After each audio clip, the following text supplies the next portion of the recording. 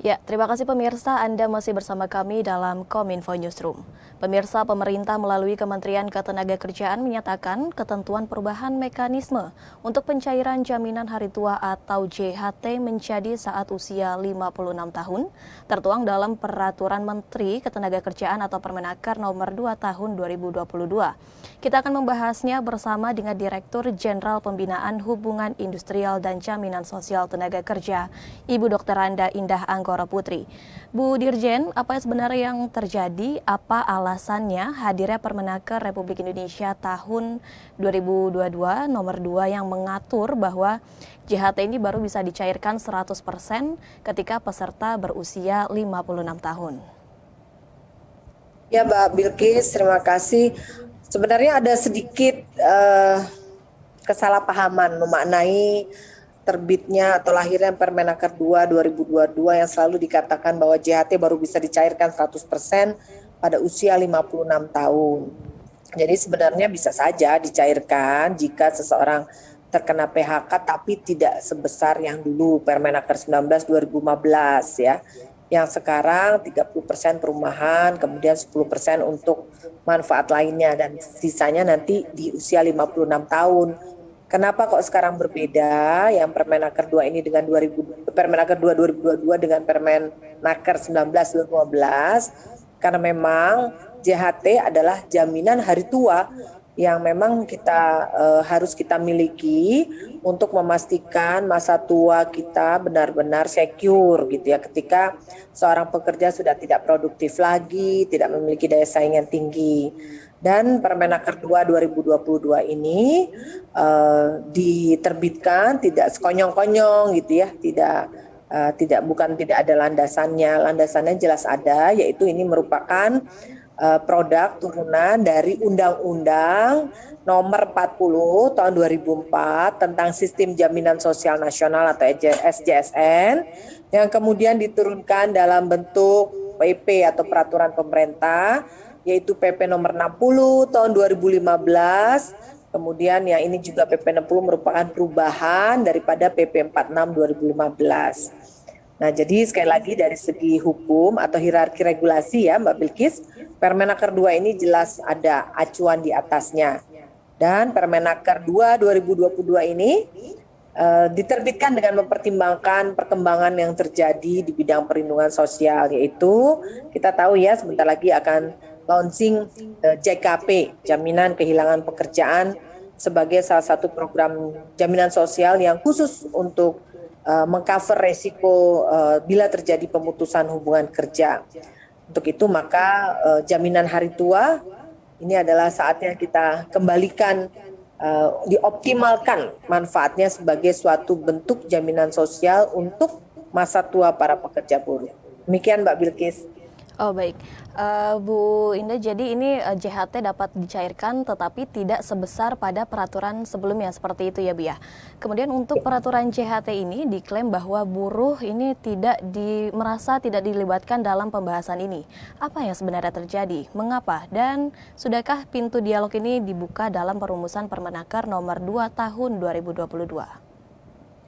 Sebenarnya sudah Mbak, sudah dilakukan dialog dan konsultasi ketika Permenaker 2 2022 ini masih bersifat rancangan atau draft, yaitu kita sudah membahasnya bersama Komisi 9 DPR tahun lalu pada bulan September. Kemudian sudah kita bahas pula dalam sidang BP LKS Tripnas yang dimana Tripartit Nasional atau Tripnas ini anggotanya terdiri dari perwakilan serikat pekerja dan perwakilan pengusaha serta perwakilan pemerintah. Kemudian nggak berhenti di situ aja, kita juga melakukan pertemuan-pertemuan seperti FGD yang melibatkan pimpinan-pimpinan serikat pekerja. Bahkan terakhir itu kalau nggak salah di bulan Januari ya, bersama BP Jamsostek kami hadir untuk mendiskusikan mengenai Permenaker 2 2022 ini.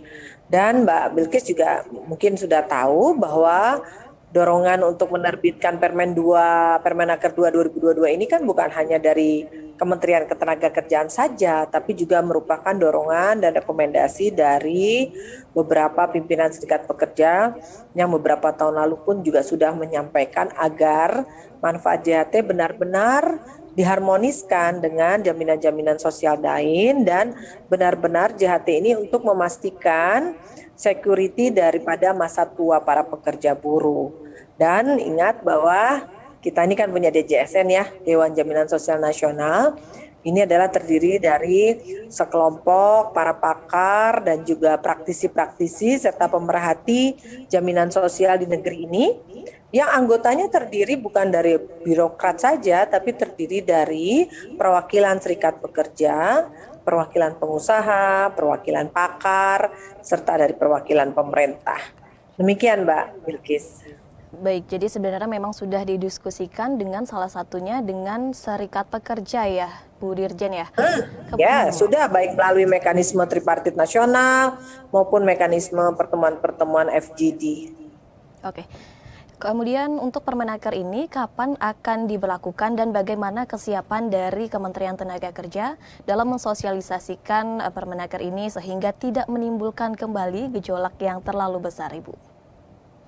Ya, jadi Permenaker 2 2022 diundang-undangkan tanggal 4 Februari kemarin, 4 Februari 2022 dan berlaku secara resmi maksud saya ditetapkannya pada 3 bulan setelah diundangkan, berarti tanggal 4 Mei 2022. Berarti kita ada masa 3 bulan nih sampai dengan Mei yang berimplikasi atau katakanlah ada kewajiban lah buat kita semua 3 pihak, baik pemerintah, serikat pekerja maupun pengusaha, seharusnya memanfaatkan waktu 3 bulan ini untuk benar-benar memahami maksud tujuan dari Permenaker 2 2022 ini. Caranya adalah dengan melakukan terus maksudnya kupas tuntas lah ya, kupas tuntas, dialog-dialog, diskusi, sosialisasi mengenai Permenaker 2 2022.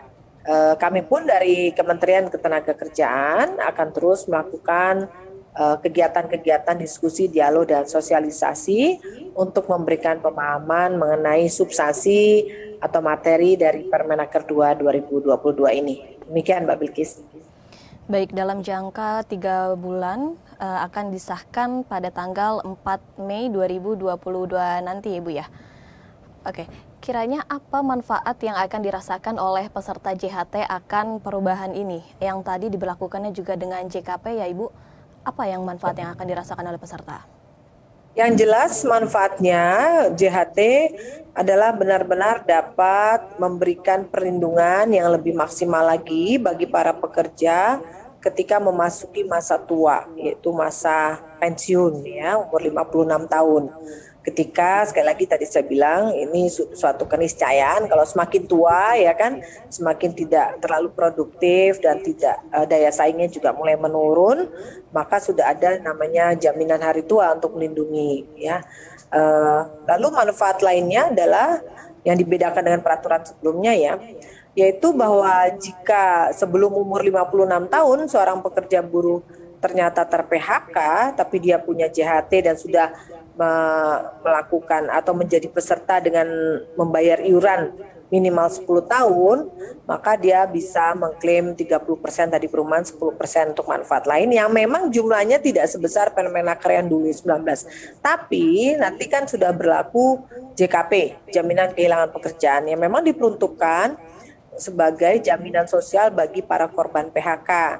Di mana JKP ini memiliki 3 manfaat, yaitu manfaat uang tunai untuk sebagai penyambung hidup ya selama seseorang ter-PHK sambil menunggu mendapat pekerjaan lagi, maka ada bantuan uang tunai cash selama 6 bulan, kemudian juga ada manfaat akses pelatihan kerja atau pelatihan vokasi secara gratis jika seorang yang korban PHK ini ingin mendapatkan pelatihan dalam rangka upskilling dan reskilling kompetensinya. Itu pelatihan secara gratis Mbak, dimanapun semaunya dia, mau di mana dan apapun gitu ya jenis program pelatihannya.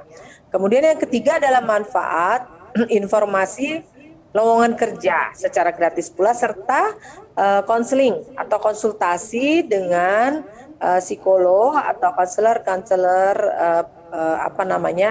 pengantar kerja dalam rangka berdiskusi atau konsultasi jenis pekerjaan baru apa yang cocok buat si korban PHK tersebut untuk mencari pekerjaan baru. Sementara untuk korban PHK yang ingin membuka usaha atau berwirausaha, kiranya dapat selain mengakses JKP juga dapat mengakses skema-skema bantuan modal wirausaha yang memang sudah ada, baik dari Kementerian Ketenagakerjaan sendiri lewat program TKM, Tenaga Kerja Mandiri, maupun lewat skema-skema bantuan untuk wirausaha dari kementerian-kementerian lain seperti KUR, kemudian BPUM, dan sebagainya. Demikian Mbak Bilkis. Baik Bu Dirjen, kemudian dana yang mengendap bagi para pekerja hingga usia 56 tahun ini akan diapakan Bu Dirjen? Sesuai dengan regulasi yang berlaku, maka dana yang ada dari yang diurus oleh para pekerja, maksud saya JHT, akan dikembangkan dalam instrumen investasi. Ada beberapa bentuk. Pak Bilkis dapat menanyakan secara lebih detail apa saja investasi yang sekarang digunakan oleh BPJS Ketenagakerjaan atau BP Jam Sostek, bisa ditanyakan ke detail ke BP Jam Sostek. Demikian Mbak Bilkis. Baik Bu Dirjen, terima kasih atas penjelasannya mengenai manfaat dari jaminan hari tua yang akan bisa dicairkan pada usia 56 tahun. Dengan tadi dana yang mengendap akan dikembangkan melalui investasi ya Bu ya. Baik, ya. Terima kasih Bu Indah Anggoro Putri, terima kasih atas waktunya, salam sehat Ibu. Pemirsa, kami Kominfo Newsroom akan kembali sesaat lagi.